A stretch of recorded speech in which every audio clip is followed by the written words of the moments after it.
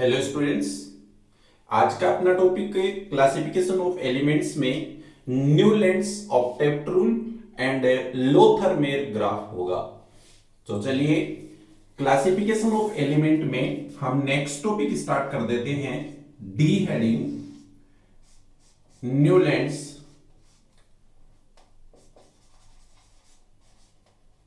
Law of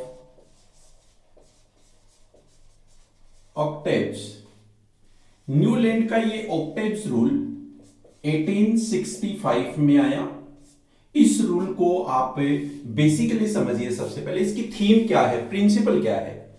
इस rule के according जब एलिमेंट्स को उनके एटॉमिक वेट के इंक्रीजिंग ऑर्डर में नोट करते हैं तब एट्थ एलिमेंट की प्रॉपर्टी फर्स्ट एलिमेंट की प्रॉपर्टी से मैच होती है। ठीक उसी टाइप से जब हम म्यूजिकल नोड लिखते हैं, संगीत के स्वर लिखते हैं, तो उसमें eighth musical node first musical node से मैच करता है। तो मैं चलिए एक बार ये म्यूजिकल नोड लिख करके बता दूं, उसके अकॉर्डिंग हम इसको कैसे लिख सकते हैं। आप जब सभी जानते हैं सा रे गा मा पा धी पा धा नी सा। ये 1 2 3 4 5 6 7 नोट कर दिए मैंने। और अब उसके बाद ये एट्थ वाला जो है वो या तो फर्स्ट नंबर से मैच करेगा या एट्थ नंबर नोट किया जाएगा। इसके लिए आप सबसे पहले लिथियम से स्टार्ट करेंगे एलिमेंट्स को नोट करना, क्योंकि हीलियम इनर्ट गैसेज उस समय तक रिसर्च नहीं हुई थी और हाइड्रोजन की प्रॉपर्टी एक बार इनसे मैच नहीं हो पाई थी, इसलिए स्टार्टिंग जो है वो लिथियम से है। तो मैंने सबसे पहले नोट किया, देखो लिथियम, ये है beryllium, boron, carbon, nitrogen, oxygen, fluorine. आपको बता दूं मैं कि इनर्ट गैसेज नहीं होने के कारण से अब इससे अगला जो एलिमेंट है वो नियोन नहीं था, बल्कि उससे आगे सोडियम होगा। और सोडियम एट्थ एलिमेंट है, इसलिए उसकी प्रॉपर्टी अब किससे मैच होती है बोलो? सोडियम की प्रॉपर्टी लिथियम से मैच होती है। तो magnesium, aluminium, silicon, phosphorus, sulphur, chlorine, argon फिर से इनर्ट गैस आ गई है, इसलिए नेक्स्ट एलिमेंट कौन बना? बोलिए पोटेशियम। पोटेशियम के बाद में नेक्स्ट आ रहा है कैल्शियम। यहां कैल्शियम तक की स्टडी और प्रॉपर्टीज मैच होती हैं। आपको यह जानकारी दे दूं मैं कि न्यूलैंड का ऑक्टेव रूल केवल कैल्शियम तक के लिए ही करेक्ट था, उसके आगे ये स्पेस वेकेंट है। न्यूलैंड का ये जो ऑक्टेव रूल आप देख रहे हैं जो इस थीम पर चल रहा है, उसके लिए आप कैल्शियम के आगे एलिमेंट क्यों नहीं लिख रहे हैं? उसका रीजन है कि कैल्शियम से आगे अगर मैं इसमें एलिमेंट नोट करूंगा तो उसकी प्रॉपर्टी इन एलिमेंट से मैच नहीं करती है, इसलिए न्यूलैंड का ऑक्टेव रूल यहां तक ही यूजफुल रहा।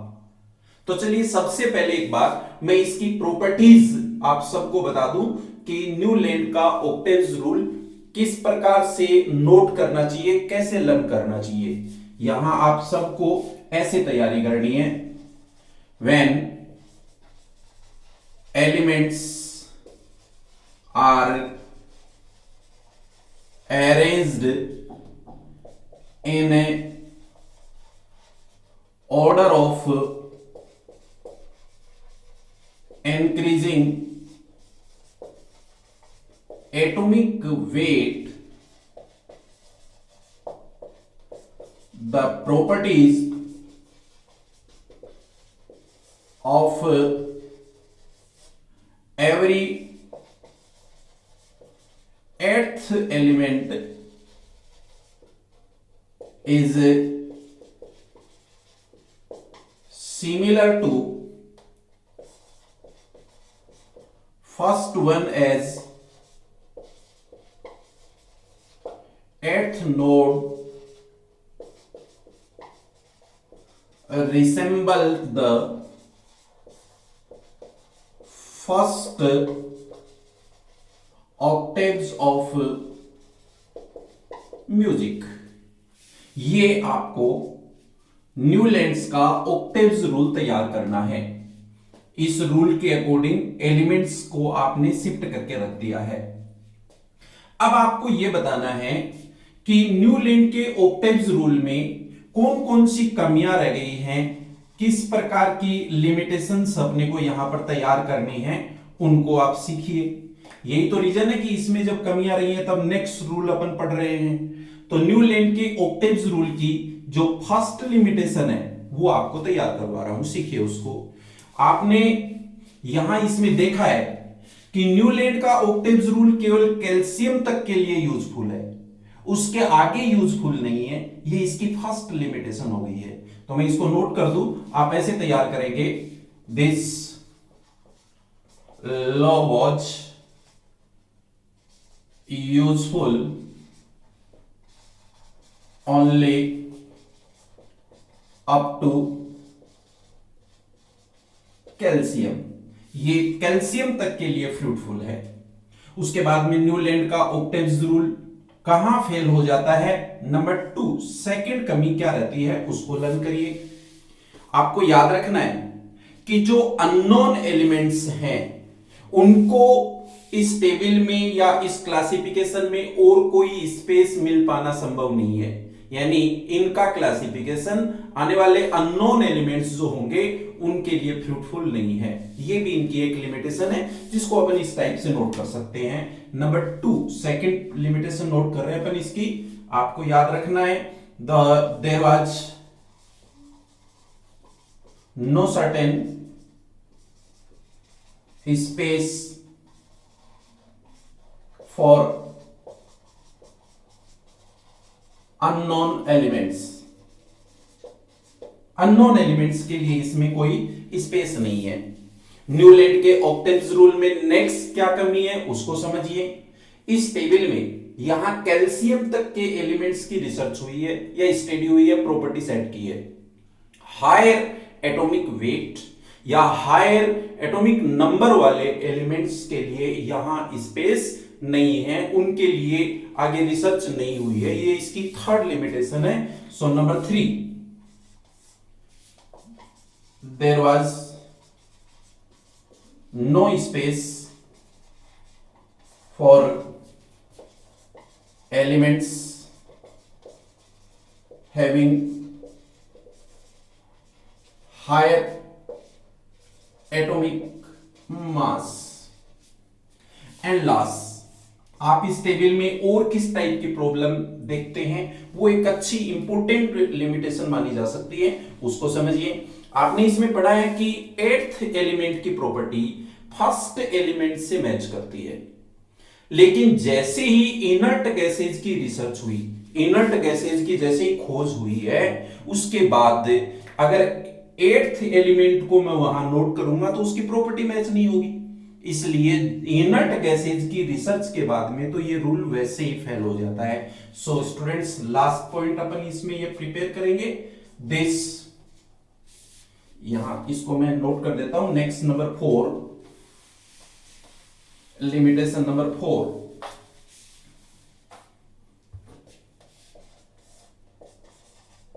This rule was completely failed after invention of inert या फिर noble gases, because new 9th element was similar to first rather than 8th। ये इसकी 4th लिमिटेशन थी। इस प्रकार से आपको न्यूलैंड का ऑक्टेव्स रूल तैयार करना है।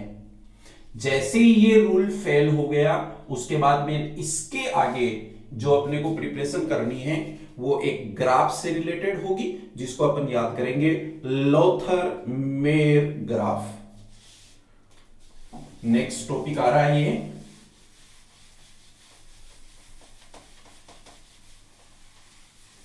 ई हेडिंग। ये अगला पॉइंट मैंने नोट कर दिया, ई लोथर मेयर ग्राफ या कर्व, ये एक ही बात है। इस टाइप से अपन ने ये हेडिंग बनाई है। इन साइंटिस्ट के अकॉर्डिंग एलिमेंट्स को हम एक कर्व बना करके उनकी प्रॉपर्टीज के अकॉर्डिंग अपन उनको सेट करेंगे। तो सबसे पहले तो आपको ये याद रखना है कि ये जो ग्राफ बना है वो किस किस के बीच में अपने को ग्राफ तैयार करना है, ये मैं नोट कर दूं। ये देखिए, मैं सबसे पहले यहां एक ग्राफ बना रहा हूं। एक साइड में तो मैं नोट करूंगा एटॉमिक वॉल्यूम, ये लिखा है मैंने एटॉमिक वॉल्यूम, और ये दूसरी साइड में लिख रहा हूं मैं, ये देखिए एटॉमिक वेट। एटॉमिक वॉल्यूम और एटॉमिक वेट में जब हमने कर्व बनाया, ग्राफ बनाया, तो हमारे पास कुछ इस टाइप का ग्राफ ये बन के आ रहा है। देखिए, ये मैंने एक कर्व बनाया है,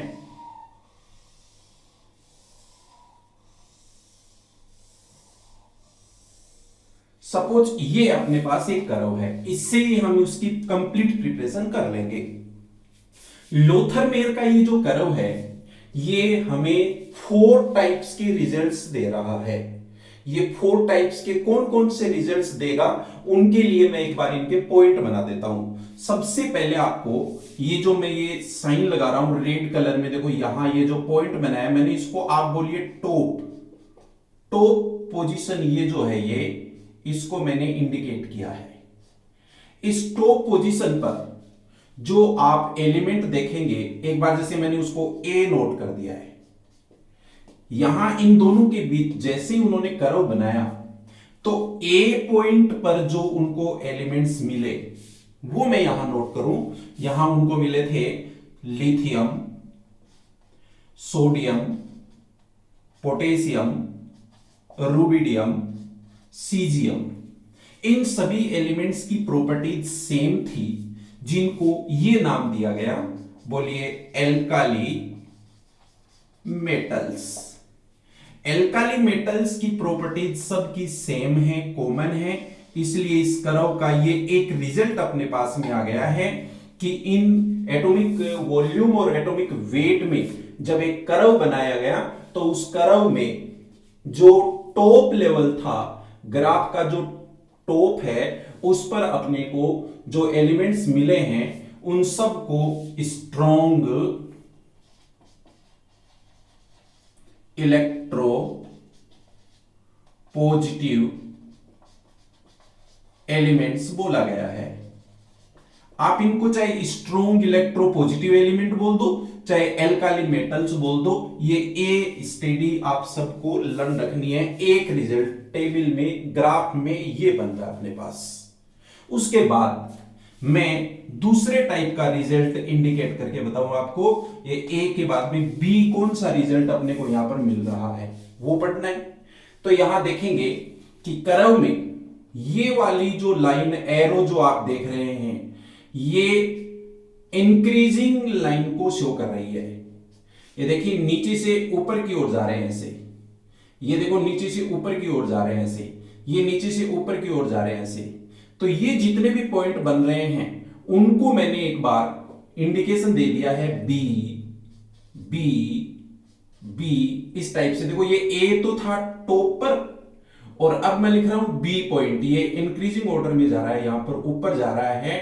इसलिए आप इन सब को टॉप में बढ़ते हुए क्रम में जब लिख रहे हैं, तो मैं इसको लिख रहा हूं इंक्रीजिंग ऑर्डर में फ्लोरीन, क्लोरीन, ब्रोमीन, आयोडीन। इन सभी एलिमेंट्स की प्रॉपर्टीज एक जैसी है, जिनको हम किस नाम से बोलते हैं, बोलो, हेलोजेंस। हेलोजेंस की प्रॉपर्टी भी सबकी एक जैसी वहां पर मिल रही है। यहां पर इनको नाम दिया जाता है स्ट्रॉन्ग इलेक्ट्रो नेगेटिव एलिमेंट्स।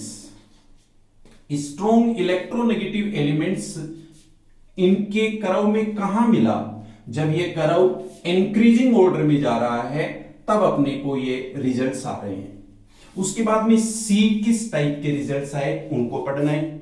अब देखो इस कर्व में यहां ये टॉप से अब ग्राफ बॉटम की तरफ जा रहा है। देखो ये बॉटम में ये लाइन बना दी मैंने, ये बॉटम ये नीचे गिर रहा है, देखो ये ऐसे।